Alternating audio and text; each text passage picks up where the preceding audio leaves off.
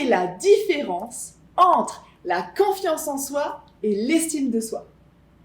Bonjour et bienvenue, je suis Stéphanie, une ancienne DRH, devenue conférencière et coach professionnel. J'accompagne les entreprises et leurs collaborateurs à révéler leur plein potentiel pour qu'ils puissent se sentir plus motivés, engagés et heureux dans leur job. D'ailleurs, avant de rentrer dans le vif du sujet, je vous invite vraiment tout de suite là maintenant à télécharger gratuitement le guide. Vous trouverez en dessous de la vidéo le lien de téléchargement. C'est un guide qui vous donnera 10 clés pour être plus motivé, engagé et heureux dans votre job. Je suis certaine que ce guide va vous donner quelques idées, quelques réflexions pour vous permettre d'avancer sur ce sujet-là. Sans plus attendre, quelle est la différence entre confiance en soi et estime de soi? Les deux font partie du grand champ du développement personnel et professionnel, de l'épanouissement personnel et professionnel, même si on peut distinguer l'estime de soi, la confiance en soi, l'assurance de soi, même l'affirmation de soi.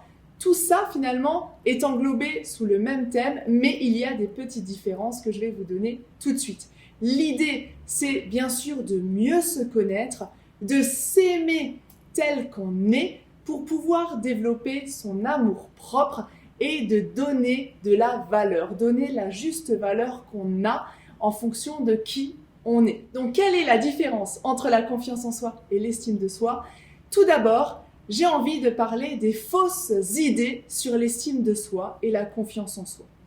En coaching, dans mon environnement, je peux de temps en temps entendre que la confiance en soi est déterminée en fonction de notre passé.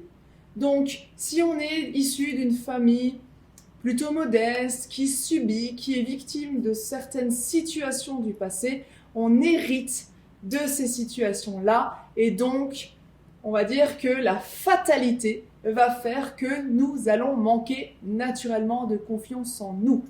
C'est faux. C'est une fausse idée de croire que la confiance en soi est immuable, qu'on vit avec et que c'est une fatalité. Et je vais vous le montrer après. J'entends aussi que la confiance en soi, c'est être imbu de sa personne, c'est de l'arrogance parce qu'on va se mettre en avant, on va se la péter, entre guillemets. Et cela encore, c'est une fausse idée de croire ça. La confiance en soi, quand elle est bien dosée, quand elle est équilibrée, elle va vous permettre justement d'être juste et pas arrogant. J'entends encore, l'estime de soi ne se travaille pas. L'estime de soi ne se travaille pas. Là encore une fois, c'est une fausse idée parce que selon moi, la confiance en soi et l'estime de soi se travaillent au quotidien. La deuxième chose qu'il est important à ce stade de la vidéo de partager avec vous, c'est la différence entre estime de soi et confiance en soi. Alors la différence entre estime de soi et confiance en soi, elle est liée à la valeur et la compétence qu'on va avoir. C'est-à-dire que l'estime de soi, c'est davantage la valeur que vous vous donnez. C'est une valeur qui est intrinsèque, propre à vous. C'est vous qui jugez de qui vous valez, qu'est-ce que vous valez, quelle est votre valeur, entre guillemets. Et on va pouvoir d'ailleurs le ressentir quand une personne va dire « je vaux rien, je ne vaux rien, je ne sais rien faire ». Ça attaque là l'estime de soi. À l'inverse, quand on entend quelqu'un « mais je suis capable de tout », ça c'est de la confiance en soi parce que la notion de capacité, je suis capable, fait référence à des compétences. Vous avez bien vu la valeur, comment je m'identifie, quelle image je vais avoir de moi. Les compétences, c'est de la confiance en soi, je suis capable de, je sais faire ça. C'est vraiment donc la différence entre la valeur et la compétence. Quelques exemples de différence entre estime de soi et confiance en soi. Par exemple, l'estime de soi, ça va être « je vais oser établir le juste prix en tant qu'indépendante, en tant qu'entrepreneur. Je vais établir le juste prix de ma prestation. » Par exemple, moi, en coaching, j'estime avoir cette valeur-là et je demanderai donc ce prix-là en lien avec ma valeur. C'est de l'estime de soi. À l'inverse, je suis salarié, je vais demander cette rémunération, ce salaire, parce qu'il est en lien avec ma valeur. La confiance en soi, c'est, si on reprend le même exemple, maintenir votre prix à votre prospect ou à votre client en mettant en avant votre valeur ajoutée. Vous ne baissez pas votre prix, vous osez maintenir votre prix et vous misez sur toute la valeur ajoutée, votre expertise, votre expérience, votre savoir-faire.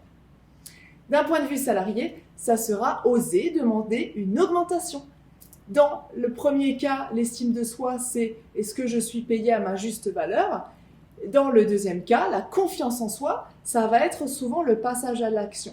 C'est-à-dire que je vais oser demander une augmentation ou telle rémunération en lien justement avec la valeur que j'ai de moi. Voilà, j'espère que ça vous a éclairé sur la différence entre la confiance en soi et l'estime de soi. Les deux sont indispensables parce que nous pouvons avoir confiance en nous et manquer d'estime de soi. Je vous invite à me laisser en dessous vos commentaires. Dites-moi ce que vous en pensez. Dites-moi quels sont les exemples, les cas concrets d'estime de soi, de surestime ou de sous-estime. Et pareil pour la confiance en soi, je serai ravie de lire vos commentaires et d'y répondre. Ça pourra alimenter notre réflexion collective autour de la confiance en soi et l'estime de soi. Je vous invite encore une fois à vous abonner à ma chaîne si vous ne l'avez pas encore fait. Abonnez-vous maintenant, comme ça vous recevrez toutes les vidéos que j'ai faites et que je vous propose sur ce thème. Et sans plus attendre, appuyez sur la cloche qui vous permettra de recevoir les notifications parce que tous les lundis, mercredis et vendredis, je publierai une nouvelle vidéo de cette série pour vous permettre d'en savoir plus, d'éveiller vos consciences sur ces sujets.